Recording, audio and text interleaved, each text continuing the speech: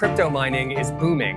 Cryptocurrencies were higher today, with Bitcoin trading at about $51,600, a level not seen since December 2021. There's 12.5x more demand for Bitcoin than what's being produced on a daily basis. Bitcoin has become Wall Street's favorite asset. Another Bitcoin mining company is going public. Proponents think that this surge in demand will only help push our energy grids to be more green and stable. One Bitcoin is worth one Bitcoin. That's an important denominator. We don't know how much $1 is worth. We've got quantitative easing. We've got all kinds of policies that dilute the actual number of dollars that are in the marketplace. So all the dollar has going for it is the US government will take it for payment of taxes. And you've got people that are plugging their computers into this network and they're getting paid to provide security. These are jobs for machines. These machines are coming in there to mine this stuff. Bitcoin leans on miners who listen and record every time Bitcoin is sent from one account to another. Why pay the banks for every transaction if you can be the bank and get paid for every transaction? When I came to that realization, I knew that I had to go all in. I really got inspired about the DCA type of buying Bitcoin just every month. I think Bitcoin will rise in price, but I will earn the same amount of Bitcoin for the same amount of money because I only pay my power. The actual Bitcoin price doesn't matter too much because the machine is just mining the Bitcoin for me. Let the machines work for you. And I love it when machines working for you, especially when you sleep. In the morning, if you wake up, you see, hey, I have 0.1 Bitcoin earned last night. Yeah, since I bought the machines with you 2-3 months ago, I already gained, I think, €6,000. And that with only 5 machines. So the return of investment is, I calculated 10 months. So after 10 months, you have already reached your point of return of invest. And after that, you make profit. 5 machines, and you see the terahash rates, and you see the score of today. So marvelous. At one point, every single one of my machines was generating somewhere between $800 and $1,500 per month. There were months that I was making 50, 60, 70, 80K, even up to 150K of passive income from my mining machines. At one point, Fortune magazine even published an article claiming that Bitcoin mining was one of the most profitable business models out there. In this video, I'm going to demystify the world of crypto mining. I'm going to share my journey of how I got into this industry, and I'm going to share how a small group of smart investors is making billions from this secretive industry, and most importantly, how you can profit from it as well. Even if you currently don't have a lot of technical know-how or a huge capital to start with. Make sure to smash the like button if you're excited to learn more about the topic of crypto mining. On the internet, you won't find many great resources that actually explain how this industry works. So I've put a lot of time and energy into making this video for you so that you understand everything that you need to know to get started as well. And if you want to get started with crypto mining and you don't want to wait until the end of the video, be sure to check out the link in the description, because with my company Epic Mining, we've helped hundreds of investors from all around the world to get started with Bitcoin mining. We source your machines, we ship them to our farm, we install all of the right software and connect them to our cheap green energy. All you need to do is connect your Bitcoin wallet and pay your energy invoice once a month. No need to manage complicated mining rigs in your own basement. We literally take care of everything so that you can just sit back and watch your automated payouts come in. So if this is something that you are interested in, be sure to check out the link in the description below. Fill out the form so that my team can reach out to you with more information about this whole process. All right, now it's time to follow me deep into the rabbit hole of crypto mining. But in order for you to understand all of this, we need to start at the very beginning, the creation of Bitcoin.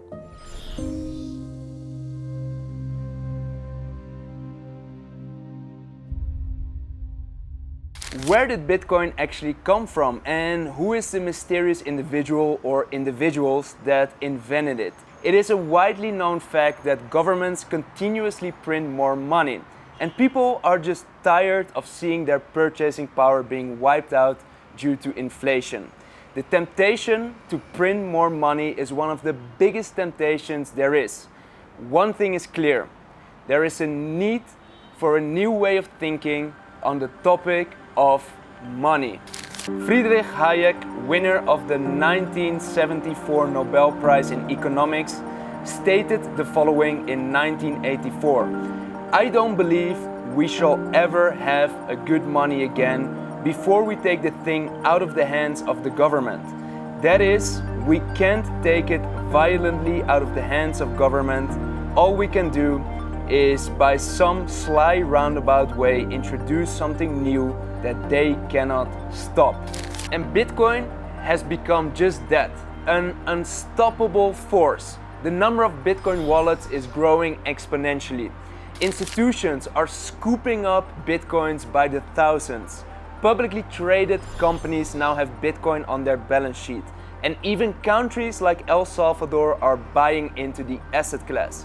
And all of this was possible because in 2008, an individual named Satoshi Nakamoto released the Bitcoin white paper.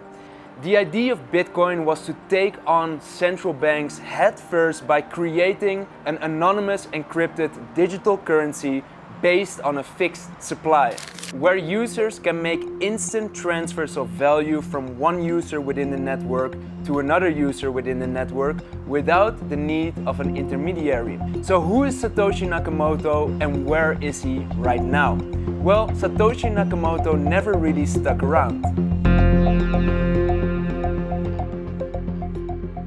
Just a few months after the Bitcoin white paper got released, the first block of Bitcoin got mined by Satoshi Nakamoto himself. We call this the Genesis block. And after mining the Genesis block, Satoshi would actually mine a lot more Bitcoin. Occasionally he would post on a forum called bitcointalk.org and he would communicate with his community. In total, Satoshi Nakamoto mined around 1.1 million Bitcoins. At that time, it would be worth around 99,000 US dollars, but today, this amount of Bitcoin would be worth $50 billion, making Satoshi Nakamoto one of the richest people in the world. These Bitcoins are now stuck somewhere in a wallet and have never ever been moved. On December the 12th, 2010, Satoshi Nakamoto logged into an online forum to post that he added denial of service controls to Bitcoin. Then on December the 13th, he logged in one more time, probably to read the replies to his post, and then he logged off. And just like that, we never ever heard of Satoshi Nakamoto ever again. And then 2014 rolls around. The high-profile magazine Newsweek published an article called "The Face Behind Bitcoin," claiming that they have identified the inventor of Bitcoin once and for all. That is when the world got introduced to Dorian Nakamoto. Dorian Nakamoto is a Japanese-American man living in California whose birth name is Satoshi Nakamoto. But Dorian Nakamoto denied all claims that he was the inventor of Bitcoin. And up till today, the mystery of who the actual founder of Bitcoin is remains one of the biggest mysteries within the tech space.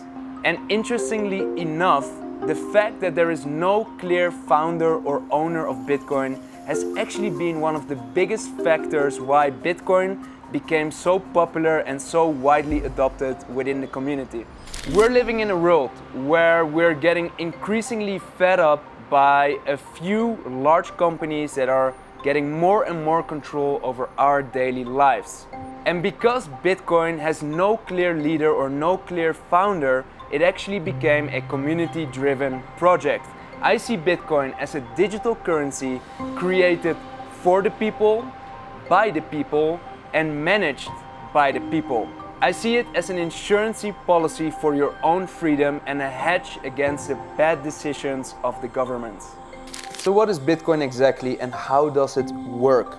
To answer that question, we need to take one step back and ask ourselves the question, what exactly is money? Well, money equals value. Let's say that I do some work for you. In exchange for the value that I provide to you, you give me some money. And with that money, I can purchase something of value from someone else in the future. And there have been various materials that have represented money in the past. For example, salt, rocks, shells, and of course, gold.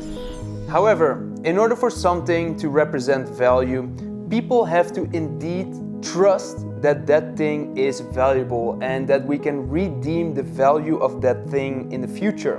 But somewhere along the way, our model of trust changed from trusting something to trusting someone. Over time, people found it too cumbersome to walk around the entire world with their money, their pieces of gold, for example. So that's why paper money was invented. And here is how it worked. So a bank or a government would offer to take possession of your gold. So let's say you have $1,000 worth of gold. Then you would give that to a bank or a government, and they would give you certificates of ownership that represented that gold. So $1,000 worth of gold. And these are bills or pieces of paper. And these pieces of paper were much easier to carry around with you while you're traveling the road, for example. Also, you could take that $1,000 worth of bills or paper money and you could go back to the bank to redeem your gold. However, as time progressed, the bond between this paper money and the actual underlying asset that gave this paper money its value was broken. That happened in 1971 when President Nixon ended the gold standard. Basically what happened was that the government said like, hey guys, forget about the gold, let's just trade paper. And how weird does this sound, that people are just trading paper that isn't backed by anything of value? Well, the reason they did this was because they trusted the government that issued this paper. And that is how fiat money came into existence. Fiat money has two main drawbacks. Number one, it is centralized. So there's one central authority that has control over it and that has the ability to issue more of it. In this case, it's usually the central bank or the governments. And number two, it is not limited by supply. Central banks or governments can decide to print more of it, and this inflates the supply. And when the supply gets inflated, it means that every unit of money becomes worth less over time.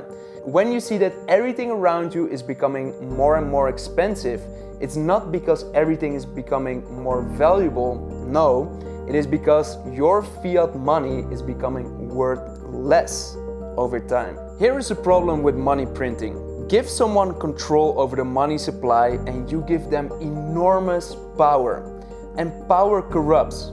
There's so many cases where banks and governments have been involved in scandals and fraud and behaving unethically in general. Bitcoin solves this problem. Bitcoin has created a completely decentralized, open and transparent system. At any point in time, everyone can see all of the transactions happening on the blockchain. And this makes it a lot harder for people to commit fraud.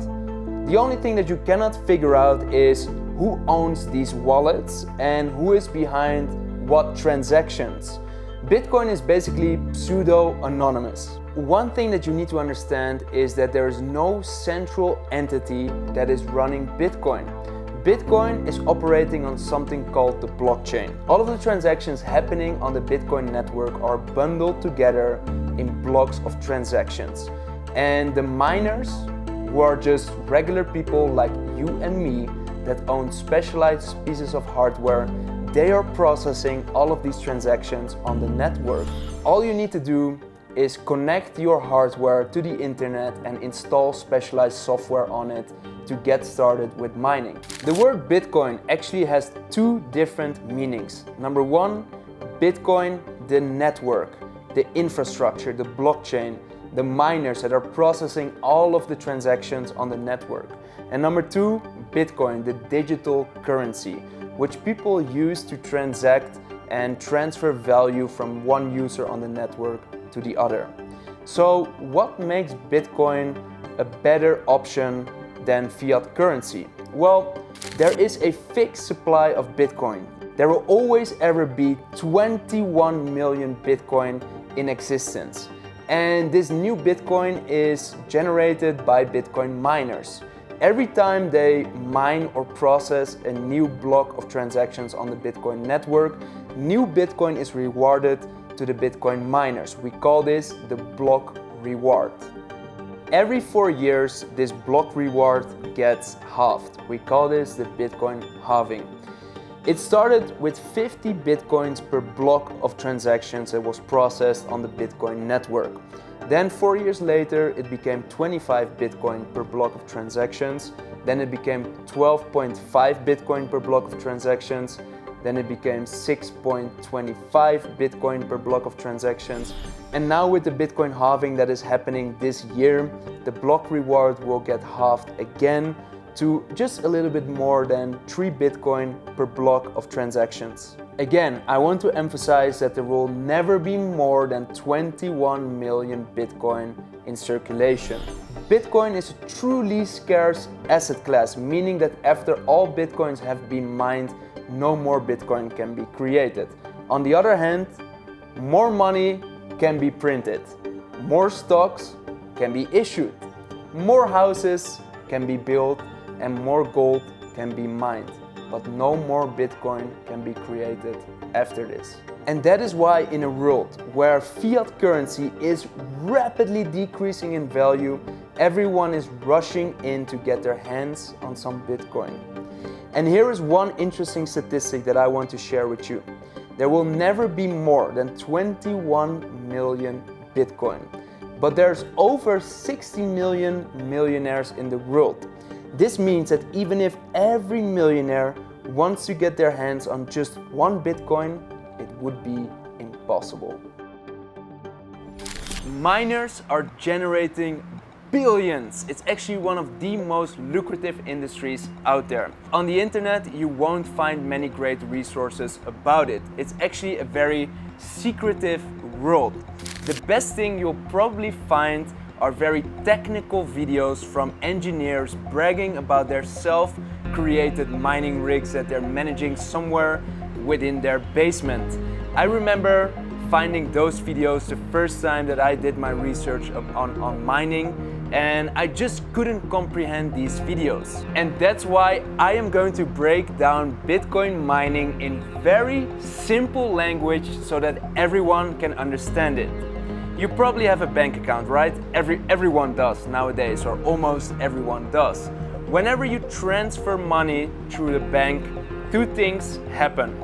Number one, money gets deducted from your bank account and gets added to another bank account. And number two is you pay a transaction fee to the bank for processing your transaction. With Bitcoin, it isn't much different. When you make a transaction on the Bitcoin network, two things also happen. Number one, Bitcoin gets deducted from one wallet and it gets added to another wallet. And number two, you pay a transaction fee to the Bitcoin network for processing that transaction. Who is the Bitcoin network? Well, those are the Bitcoin miners. Those are the individuals and companies that own specialized pieces of hardware that process the transactions on the Bitcoin network. And the great news about all of this is that it is decentralized, meaning that everyone can participate in mining Bitcoin. Back in the days, you could mine Bitcoin by installing a special software on your computer that would allow you to mine Bitcoin directly from your PC. But as Bitcoin as an asset class matured, the competition amongst miners increased, and this led to more and more technological developments within the space. The golden standard for mining Bitcoin nowadays is with ASICs. ASIC stands for Application Specific Integrated Circuit. In very simple terms, it means a specialized computer that has been designed for one particular purpose, and that is to mine Bitcoin at the lowest possible cost. So how do miners actually make money? Again, we can make use of a simple analogy that everyone should be able to understand. namely the mining of gold. Mining gold and mining Bitcoin are very similar in many different ways. So let's take the example of mining gold. Whenever you're mining gold, you need to make a few investments. You need to invest in land, people, and equipment. And the whole idea is that if you're mining gold, you're able to produce gold below its market value. And two factors have a very big impact on your profitability as a gold miner. The first factor is the market value of gold. The higher the market value of gold, the more profit you will be able to make as a gold miner. And the second one is your production costs of gold. The lower you have your production costs of your gold, the higher the profit that you will be able to make when you're mining gold. It is exactly the same with Bitcoin mining. When you're mining Bitcoin, you're able to produce Bitcoin below its market value. But you need to invest in equipment and you need to pay for electricity. So there's two big factors that are impacting your profit as a Bitcoin miner.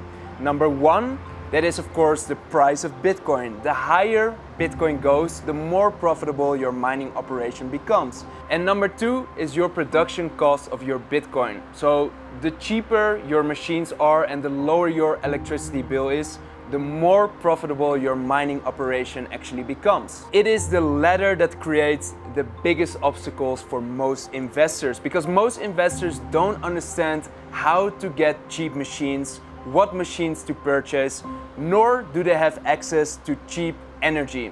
And that is where my company ASIC Mining actually comes in.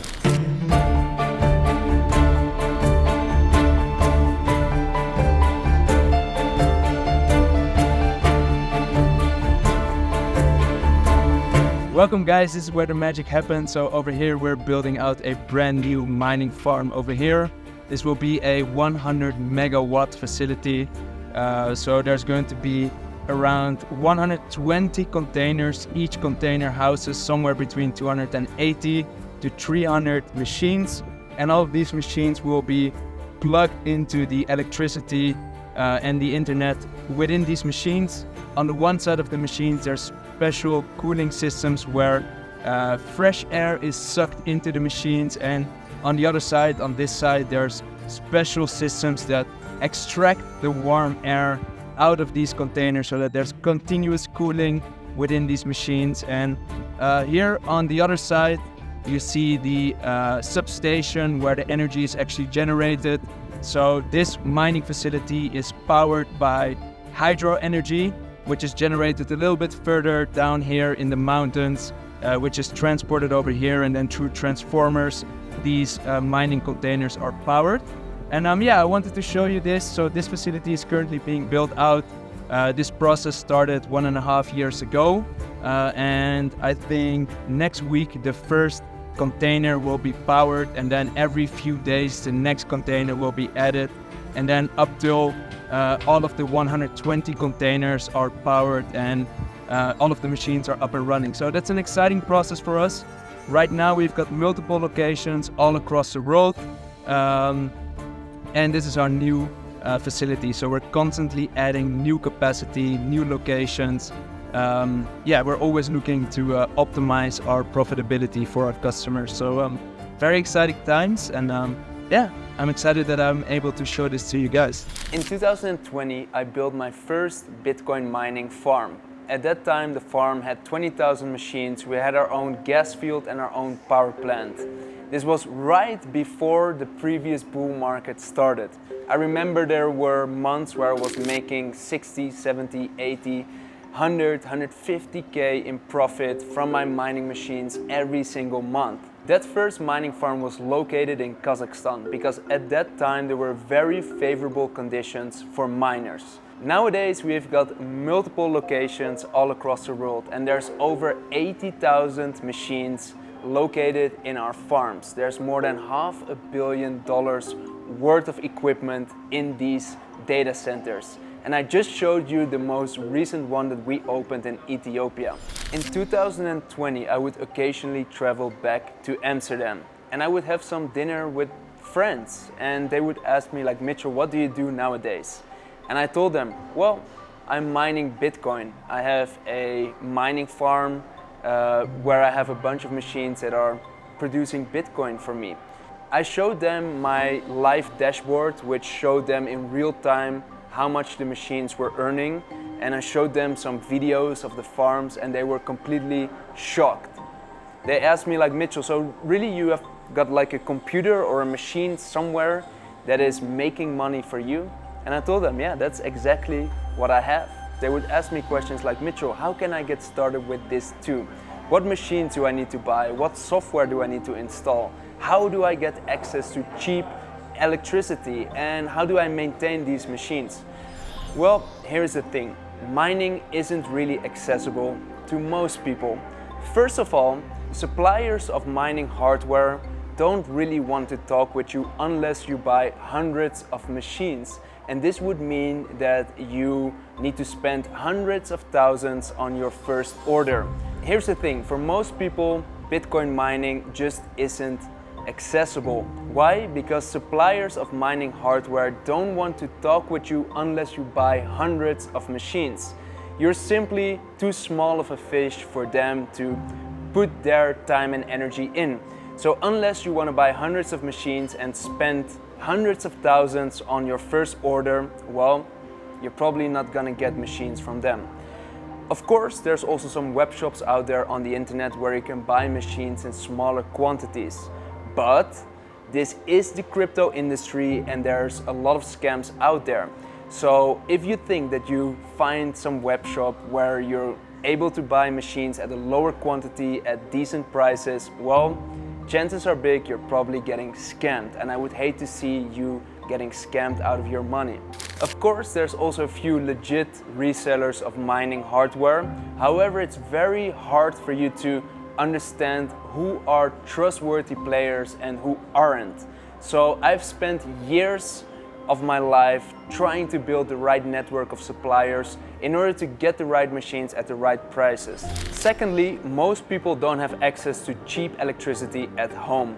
Electricity is one of your biggest costs as a miner. And if you want to mine profitably, you need to find a way to get access to cheap electricity. And that's why I am traveling the whole world to find locations where we have access to cheap energy. And most of our farms are actually powered by green energy. And in fact, most of them are powered by hydro energy. So that is energy generated by water. And because of this, we're able to maximize our profits without destroying the planet. We aren't burning any fossil fuels or anything like that. And one final big obstacle, which I almost forgot to mention, is that most people simply have a lack of knowledge. They don't know what software to install, they don't know what machines to buy, and they don't know how to maintain those machines. Still, I kept on getting many questions from people in my surroundings asking me, Mitchell, how can I get started with mining? I want to do this too. So at one point I decided to organize an online webinar, basically a Zoom call, where I invited everyone that ever asked me how they could get started with mining too. And on this call, I explained how mining worked, and I offered them to buy the machines on their behalf, ship them to our farm, and connect them to the cheap green energy that we have in our locations. Basically, we created a turnkey system so that they would only have to connect their Bitcoin wallet of choice and pay their energy invoice just once per month, and basically sit back as their automated payouts come in every once in a while. And that day I got my first 100 customers and my new company Epic Mining was born. And today we've helped hundreds of investors from all around the world to get started with Bitcoin mining. So if you're watching this video right now and you're interested in potentially getting started with Bitcoin mining, then below this video in the description I've linked a form. If you fill out this form, then my team will reach out to you as soon as possible to explain the entire process to you and share the latest mining equipment deals that we have on offer. And maybe soon, you'll also have a bunch of machines in our mining facilities that are producing Bitcoin for you 24/7. So again, if that's something that you're interested in, be sure to go to the link in the description, fill out the form, and then we'll reach out to you as soon as possible. So I hope that you enjoyed watching this video. Be sure to smash that like button if you've gotten some good value and new insights out of it. And also be sure to subscribe to my channel if you want more valuable videos on the topic of money, mindset, and investing. So I'll see you in the next video. Peace out.